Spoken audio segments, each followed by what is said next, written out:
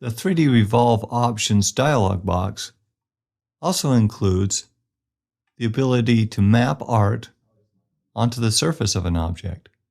This is done using the Map Art button contained within the 3D Revolve Options dialog box. The 3D object is divided into several different surfaces, and each of these surfaces can be selected from this control here at the top.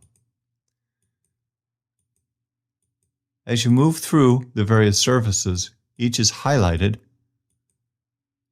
in the document window.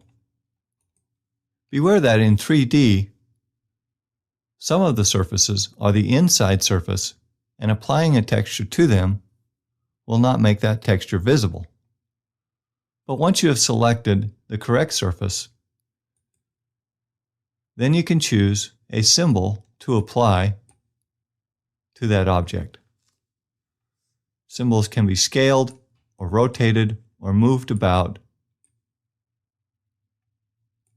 as needed. Or you can use the scale to fit to stretch it over the surface of the object. There is also a preview option so you can see the texture applied. Once you're happy with the texture, click the OK button, and you're taken back to the Revolve Options dialog box, where you can rotate the object around to see the texture from different sides.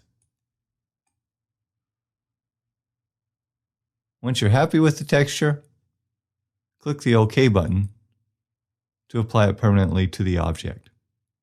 This provides a great way that you can overlay symbols and different graphics onto the surface of your 3D objects.